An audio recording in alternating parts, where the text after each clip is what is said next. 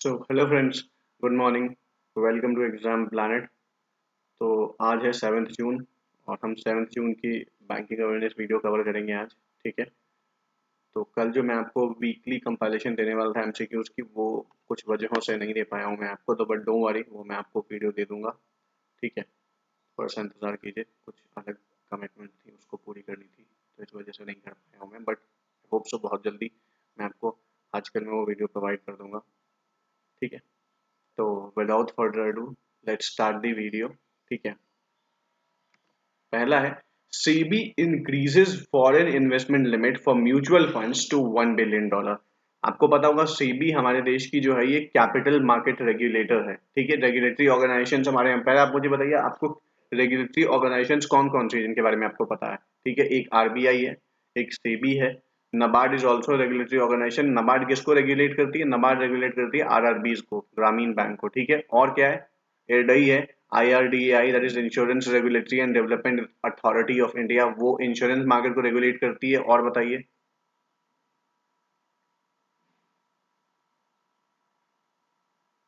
और बताइए, कुछ पता हो आप लोगों को तो। ठीक है। तो फिलहाल चार मैंने आपको बता दिए हैं, और मेरे को ढूंढ के बताइएगा कमेंट सेक्शन में। ठीक है। कि और कौन सी रेगुलेटरी ऑर्गेनाइजेशन इंडिया में हैं जो फिलहाल वर्क कर रही हैं। ठीक है।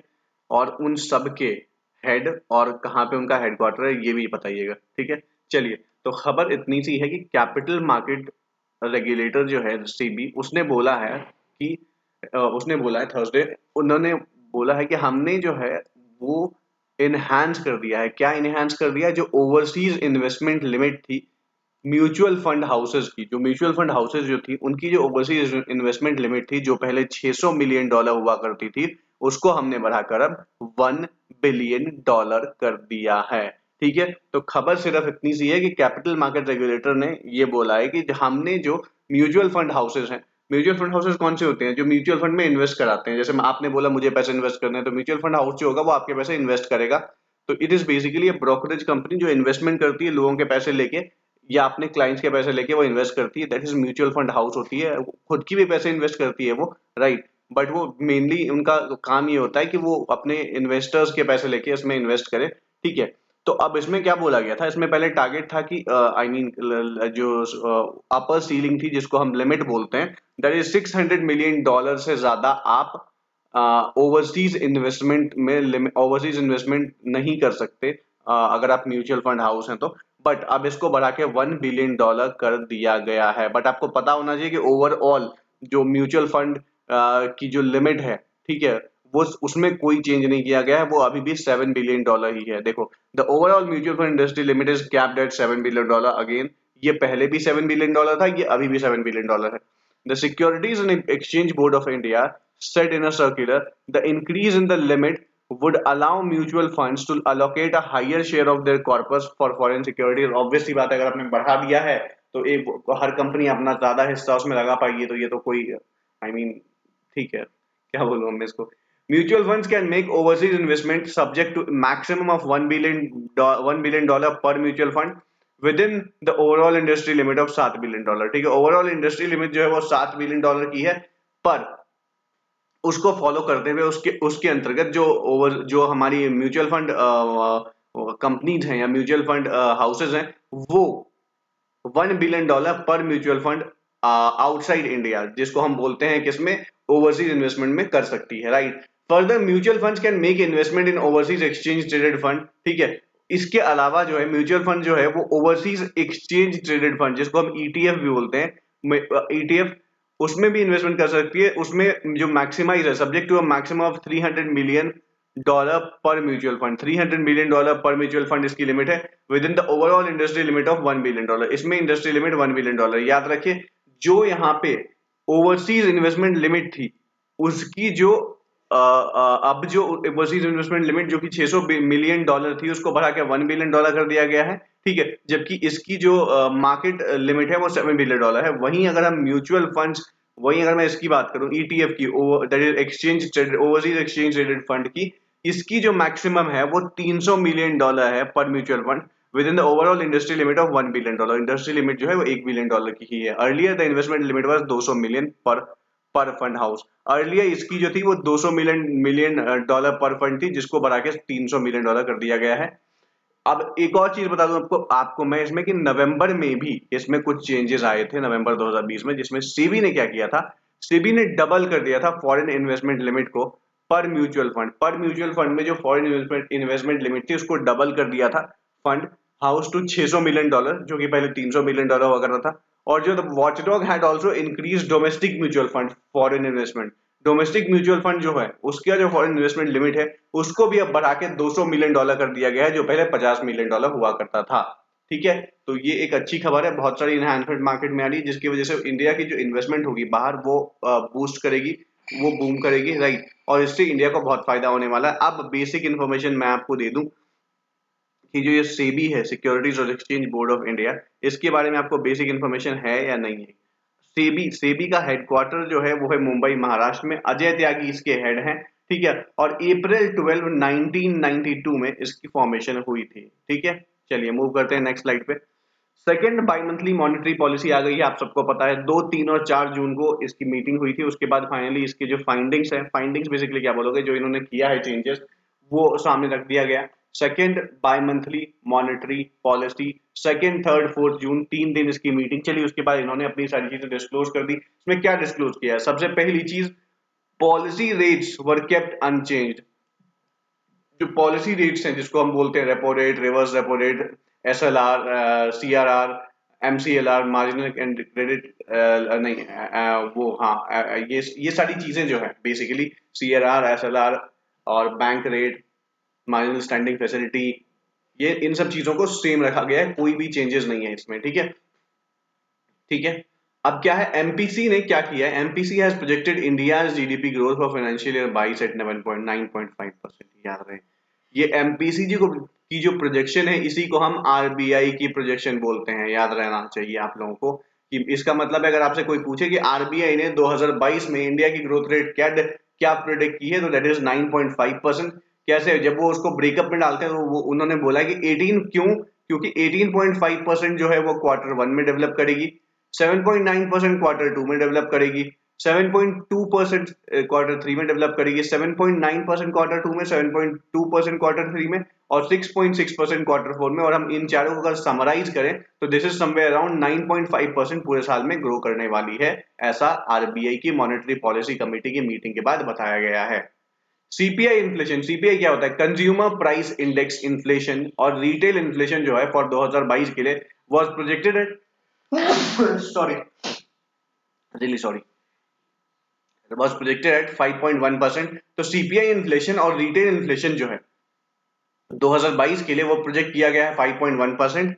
15,000 करोड़ की लिक्विडिटी विंडो जो है वो ओपन की गई है अगले 3 साल के लिए एट रेपो रेट की दर से for contact intensive sectors. Contact intensive sectors जो हैं उनको 15,000 करोड़ रुपए की लिक्विडिटी प्रोवाइड की गई है। ठीक है, 3 साल का टेन्योर है इसमें, और रेपो रेट की दर पे उनको ये पैसे लोन के रूप में मिल जाएंगे, मतलब पूरे नहीं, जिसको जितने की नीड होगी उसको उतने मिल जाएंगे। RBI to provide additional special liquidity facility of 16,000 crore to SIDBI को 16,000 करोड़ की एडिशनल लिक्विडिटी फैसिलिटी प्रोवाइड कर रही है आरबीआई, वो भी रेपो रेट पे at 1 year to lend to MSMEs, ताकि वो ये पैसे जो है एमएसएमईज को लेंड कर पाए। ठीक है, तो ये बेसिकली थी छोटी मोटी highlights second by monthly monetary policy की, इससे ज्यादा मुझे कुछ इंपॉर्टेंट मिला नहीं इसमें। ठीक है, नेक्स्ट है ADB inks $2.5 million loan pact with union government to upgrade road infrastructure in Sikkim. खबर सिर्फ इतनी सी है कि एशियन डेवलपमेंट बैंक जो है, ठीक है, आपको पता होगा, जिसका हेडक्वार्टर है मनीला फिलीपींस में, और मसत्सुगो असाकावा इसके हेड हैं। एडीबी जो है, ठीक है, मनीला फिलीपींस में इसका हेडक्वार्टर, इसने एक एमओयू साइन किया है, ठीक है, विद हमारी यूनियन गवर्नमेंट के साथ। किस लिए किया है, ताकि सिक्किम में जो रोड है उसका इंफ्रास्ट्रक्चर जो है उसको इंप्रूव किया जा सके। बहुत सिंपल सी खबर है, एडीबी ने $2.5 मिलियन का लोन दिया है सिक्किम गवर्नमेंट को रोड इंफ्रास्ट्रक्चर को सुधारने के लिए। ठीक है, बहुत आसान है, आपको समझने में आसानी हुई होगी। Asian development bank has inked a pact with union government of $2.5 million, जो कि अप्रॉक्स बैठती है 18.23 crore rupees loan assistance to upgrade road infrastructure in the north eastern state in Sikkim, ठीक है। The US dollar 2.5 million project readiness financing loan will support project preparation and design activities to upgrade major district roads in Sikkim। वही बोला गया ये 2.5 million जो है हमारी help करेगा रोड प्रिपरेशन में और उसको अच्छे से इंप्लीमेंट करने में और अच्छे रोड को बेहतर बनाने में हमारी मदद करेगा। The pact will help improve connectivity.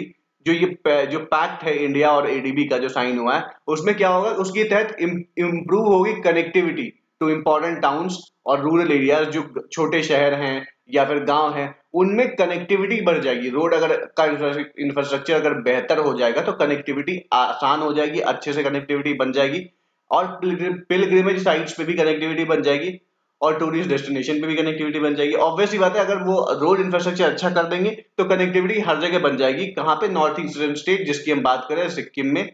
States road network is in need of upgradation. State की जो हालत है वहां पे रोड की, जो लोग देख के आए हैं और बेसिकली जो गवर्नमेंट की जो रिपोर्ट है उसमें बोला गया है कि भाई साहब स्टेट की रोड को अपग्रेडेशन की बहुत ज्यादा नीड है, ठीक है। To a all weather road, वहां उनको ऑल वेदर रोड चाहिए। मतलब ये है बेसिकली कि वो रोड बनाते तो हैं पर फिर बारिश आ गई तो टूट जाती है या फिर लैंडस्लाइड हुआ फिर खत्म हो जाता है वो। तो उन्होंने बोला हमें एक ऑल वेदर रोड चाहिए जो कि हर वेदर को आसानी से झेल पाए और हमें हर हर बार छोटी छोटी प्रॉब्लम्स ना हो इन इन चीजों की वजह से, राइट। ठीक है, क्योंकि वहां पे वही बोला गया, क्योंकि वहां पे फ्रीक्वेंट लैंडस्लाइड्स होती हैं एंड इरोजन, मतलब पानी मिट्टी का कटाव होता रहता है जिसकी वजह से रोड बह जाती है। Erosion damages roads and disrupt intra state connectivity, जिसकी वजह से जो इंट्रा स्टेट कनेक्टिविटी है, मतलब स्टेट के अंदर की जो कनेक्टिविटी है, जो एक जिले से दूसरे जिले में जाते हैं, ठीक है, वो भी बंद हो जाती है यहाँ पे। This is not good at all. तो इसकी वजह से जो है सिक्किम की जो क्या बोलते हैं उसको हम, डेवलपमेंट है वो अच्छे से नहीं हो पाती। तो इन सब चीजों को देखते हुए एडीबी ने 2.5 मिलियन यूएस डॉलर का लोन दिया है सिक्किम गवर्नमेंट को ताकि वो अपनी रोड इंफ्रास्ट्रक्चर को सुधार सके, ठीक है। अब बेसिक हाईलाइट तो मैंने आपको बता दी एशियन डेवलपमेंट बैंक की। एशियन डेवलपमेंट बैंक जो है उसका हेडक्वार्टर है मनीला फिलीपींस में, 1966 में स्टेब्लिश हुई थी। मसत्सुगो असाकावा इसके प्रेसिडेंट हैं और टोटल 68 मेंबर कंट्रीज हैं इसमें, ठीक है। नेक्स्ट, अब देखिए कुछ मैंने बैंकिंग क्विकी ली है। बैंकिंग क्विकी का मतलब ये बैंकिंग की तो न्यूज है पर ये वन लाइनर न्यूज है बेसिकली। छोटी छोटी चीजें आप देख लोगे आपको समझ में आ जाएगा, इससे ज्यादा इसमें कुछ नहीं है। इसलिए मैंने बैंकिंग क्विकी करके एक सेगमेंट स्टार्ट कर दिया है जिसमें मैं छोटी छोटी चीजें स्टार्ट करूंगा और कोशिश करूंगा पिछले दिनों जो मैंने पढ़ाई है उसमें से एक दो न्यूज यहाँ उठा लूं ताकि आपका रिविजन भी साथ साथ में होता चले, ठीक है। तो खबर यह है कि एचडीएफसी बैंक जो है उसने अनाउंस किया है plan to become carbon neutral by 2031-32। ये छोटी न्यूज है पर ये बहुत बड़ी न्यूज है, एग्जाम पर्सपेक्टिव के हिसाब से याद रखिएगा। इंडिया की बैंक है एचडीएफसी बैंक, उसने बोला है कि हम 2031-32 तक, 2031-32 तक हम कार्बन न्यूट्रल हो जाएंगे, ठीक है। आपको पता होगा ये जो जीरो एमिशंस वाला जो वो चल रहा है पूरी दुनिया में, हाँ हमें जीरो एमिशन करना है 1.5 डिग्री पर उसको रोक लेना है, ठीक है, बाय 2050 तक। तो उसके लिए बहुत सारे देश आगे आए हैं, बहुत सारी कंपनियां आगे आई हैं जो इसके लिए काम कर रही हैं और एमिशंस को कम करने की कोशिश कर रही हैं। तो इसी रेस में एचडीएफसी बैंक जो हमारे देश की, उसने भी बोला है हम 2031-32 तक खुद को कार्बन न्यूट्रल कर लेंगे। कार्बन न्यूट्रल का मतलब है कि वो किसी भी तरीके से कार्बन का इस्तेमाल या एमिशन उसका जीरो हो जाएगा, कार्बन एमिशन जीरो हो जाएगा। मींस वो ना तो बिजली यूज करेगी सरकार की दी हुई, मतलब वो या तो सीधा प्रोड्यूस कर लेगी और थ्रू सन, मतलब सोलर एनर्जी के थ्रू प्रोड्यूस कर लेगी, या फिर विंड एनर्जी, मतलब जो नेचुरल रिसोर्सेज है उसके थ्रू यूज करके वो अपना काम चलाएगी। पर वो जो सरकार जो बिजली देती है जो कोयले से बनती है और बाकी चीजें, उसको यूज नहीं करेगी क्योंकि उससे क्या होता है कि कार्बन एमिशन बढ़ता है मार्केट में मतलब इन्वायरमेंट में, ठीक है। As a part of this initiative, the bank is looking at reducing its emissions, energy, and water consumption. It will continue to incorporate and scale up the use of renewable energy in its operations. ठीक है, साफ साफ बोला गया है इस initiative के अंतर्गत बैंक जो है वो चाहती है कि वो अपना कार्बन एमिशन कम करे, एनर्जी की यूज कम करे और वाटर कंजप्शन भी कम करे, ठीक है। इससे क्या होगा कि हमें जीरो एमिशन और बाकी चीजों को अचीव करने में हेल्प मिलेगी। It is planning to convert 50% of its total stored electricity to renewable energy, ठीक है। वो प्लानिंग कर रही है कि वो अपनी जो टोटल जितनी उनके यहाँ एनर्जी मतलब बिजली खर्च होती है उसका 50% वो कार्बन न्यूट्रल कर देगी। मतलब 50% ही वो सिर्फ लेगी सरकार से, बाकी 50% का जुगाड़ वो खुद कर लेगी, वो भी through renewable energy sources. Create single use plastic free corporate office, और single use plastic free corporate office बनाने के लिए वो भी टारगेट कर रही है। और plant 2.5 lakh trees and reduce water consumption by 30% और 25 लाख ट्रीज जो है वो प्लांट करेगी, ठीक है, और वाटर कंजप्शन को भी 30% कम करने की बात कही जा रही है। तो ये अच्छा इनिशिएटिव है बैंकों की तरफ से, अगर ऐसा लिया जाता है तो इससे हमारी इन्वायरमेंट को बहुत फायदा मिलेगा।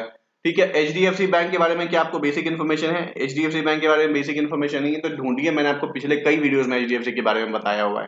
ठीक है, शशिधर जगदीशन और बाकी चीजें, ठीक है, मुंबई, फिर भी तो मैंने आज सारी चीजें बताई दी। मुंबई में हेडक्वार्टर है, शशिधर जगदीशन इसके हेड है। ठीक है, अब आप मुझे बताइए बना कब था एचडीएफसी बैंक? 92 में बना था, 94 में बना था, कब बना था, या 95 में बना था? चेक करके बताइए मुझे फटाफट।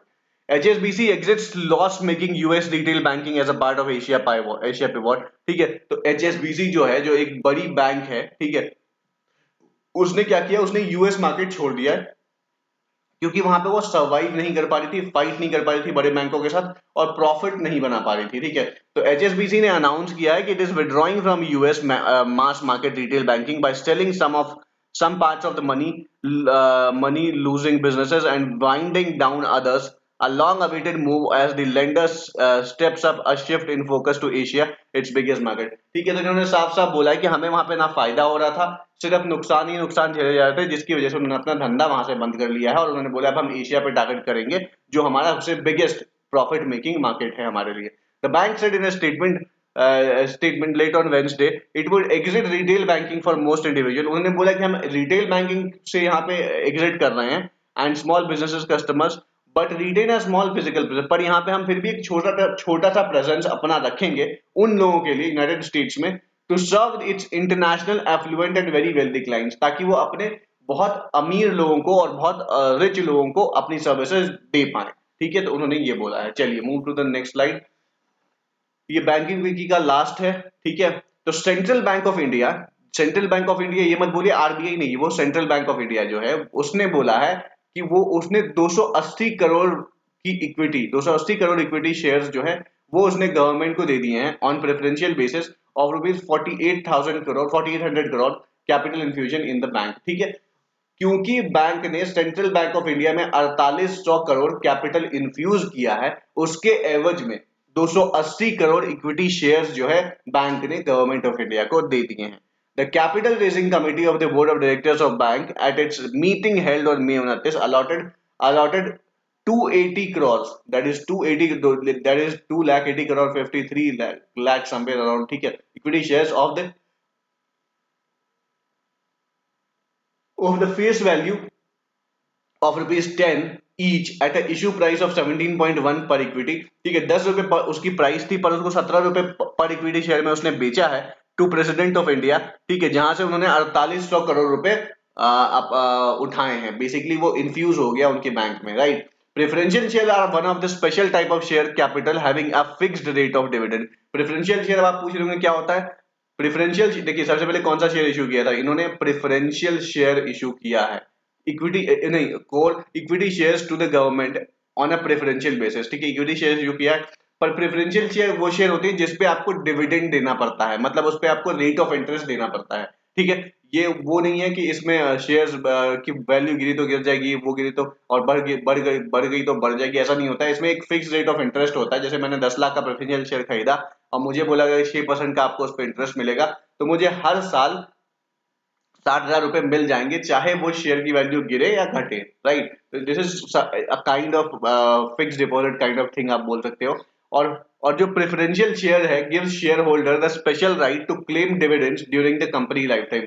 और प्रेफरेंशियल शेयर जो है वो शेयर होल्डर को हक देता है कि वो उस कंपनी की लाइफ टाइम में कभी भी अपना क्लेम मांग सकती है। ठीक है, सेंट्रल बैंक का हेडक्वार्टर कहाँ है आपको पता है? सेंट्रल बैंक की टैगलाइन बता दीजिए, हेडक्वार्टर तो बच्चों बच्चों को पता है, टैगलाइन बता दीजिए। और उस जो मैंने फर्स्ट स्लाइड में पिक्चर दिखाई थी ना, उस पिक्चर के नीचे लिखी हुई थी central to you since 1911। Bank जो है सेंट्रल टू यू सिंस 1911। ठीक है, ये उसकी टैगलाइन है। तो आज के लिए फिलहाल इतना ही। आई होप आपको वीडियो पसंद आई होगी, पसंद आई हो तो वीडियो को लाइक करें, चैनल को सब्सक्राइब करें, ताकि नेक्स्ट वीडियो आपसे मिस ना हो। और ऐसी वीडियोस मिस करना तो क्या ही बोलूं मैं आपको, बहुत बहुत बहुत इंपॉर्टेंट है ये वीडियोस आपके एग्जाम्स के लिए, और एग्जाम्स आपके सर पे हैं बिल्कुल ही। तो बिना मिस किए हर रोज वीडियो देखिए, मैं तो बोल रहा हूँ, एक बार सुबह देखिए, एक बार शाम में देखिए, खत्म बात हो गई, दोबारा देखने की जरूरत नहीं पड़ेगी आपको वीडियो। 2 बार आप देख लेंगे वीडियो तो आपको दोबारा देखने की जरूरत नहीं पड़ेगी। Notes banana is your choice, but मेरा कहना है अगर आपने 2 या 3 बार वीडियो देख ली सुबह से शाम तक में, एक बार सुबह देखिए, एक बार शाम देखिए, आपने देख लिया, 2 बार हो गए, अगले दिन सुबह उठ के उस वीडियो को एक बार और देख लीजिए, वो रिवाइज हो जाएगी, उसके बाद आप कभी नहीं भूलेंगे वो, राइट। ठीक है, तो आज के लिए फिलहाल इतना ही, मिलते हैं कल आपके साथ एक नई वीडियो के साथ। ठीक है, तब तक के लिए bye bye, take care and all the best.